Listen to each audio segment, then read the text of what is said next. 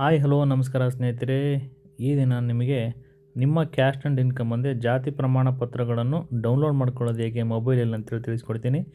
ಬನ್ನಿ ಆಗಿದ್ದರೆ ನೋಡೋಣ. ನಿಮ್ಮ ಗೂಗಲ್ ಕ್ರೋಮ್ಗೆ ಹೋಗ್ಬಿಟ್ಟು naadkacheri.ajsk.government.in ಅಂತೇಳಿ ಸರ್ಚ್ ಮಾಡಿದ ನಂತರ ನಿಮಗೆ ಈ ರೀತಿಯಾಗಿರ್ತಕ್ಕಂಥ ಒಂದು ಇಂಟರ್ಫೇಸ್ ಓಪನ್ ಆಗುತ್ತೆ ನೋಡಿರಿ.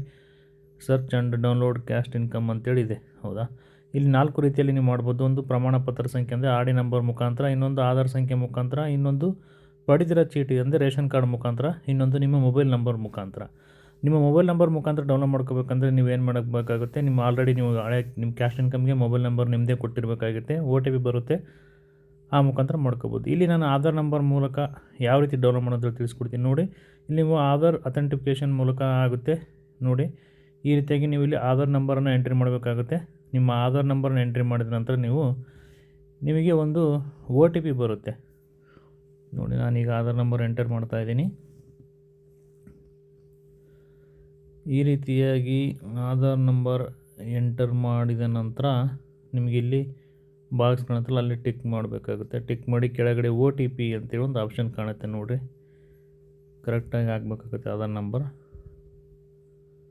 OTP ಅಂತೇಳಿ ಕಾಣಿಸುತ್ತೆ. ಆ OTP ಮೇಲೆ ಕ್ಲಿಕ್ ಮಾಡಿದ ನಂತರ ನಿಮಗೆ ಈ ರೀತಿಯಾಗಿ OTP ಬರುತ್ತೆ. OTP ಬಂದ ನಂತರ ನೀವು OTPನ ಎಂಟರ್ ಮಾಡಿ ಕೆಳಗಡೆ ಸ್ಕ್ರೋಲ್ ಮಾಡಿ OTP ಬಂದಿದೆ. ಈಗ ನಾನು OTPನ ಎಂಟರ್ ಮಾಡ್ತಾ ಇದ್ದೀನಿ ನೋಡಿ. ಇಲ್ಲಿ OTPಯನ್ನು ಎಂಟರ್ ಮಾಡಿದ ನಂತರ ನೀವು ಇಲ್ಲಿ ಸಲ್ಲಿಸಿ ಸಬ್ಮಿಟ್ ಮೇಲೆ ಒತ್ತಿದರೆ ನಿಮಗೆ ಈ ರೀತಿಯಾಗಿ ಒಂದು ಕಾಣುತ್ತೆ ನೋಡಿ. ಈಗ ನಾನು ಸಬ್ಮಿಟ್ ಮಾಡ್ತಾ ಇದ್ದೀನಿ. ಆಧಾರ್ ಸರ್ವರ್ ಬ್ಯುಸಿ ಇರೋದ್ರಿಂದ ಈ ರೀತಿ ತೋರಿಸ್ತಾ ಇದೆ. ಈಗ ನೀವು ನೋಡಿ, ಪ್ರಮಾಣ ಪತ್ರದ ಸಂಖ್ಯೆ ಅಂದರೆ ಆರ್ ಡಿ ನಂಬರ್ ಮುಖಾಂತರ ಡೌನ್ಲೋಡ್ ಮಾಡ್ಬೋದು ನೋಡಿ. ನಾನು ಆರ್ ಡಿ ನಂಬರ್ ಹಾಕ್ತಾ ಇದ್ದೀನಿ.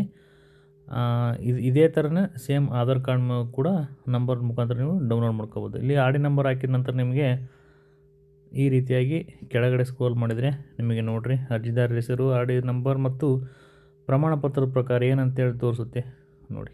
ಈ ರೀತಿಯಾಗಿ ಬರುತ್ತೆ ನಿಮ್ಮ R D number. Cash income view ಆದರೂ ಮಾಡಿ ನೋಡ್ಕೋಬೋದು. ಪಕ್ಕಕ್ಕಿರೋ ಡೌನ್ಲೋಡ್ ಆಪ್ಷನ್ ಮೇಲೆ ಕ್ಲಿಕ್ ಮಾಡಿದ್ರೆ ನಿಮಗೆ ಡೌನ್ಲೋಡ್ ಕೂಡ ಆಗುತ್ತೆ ನೋಡಿ.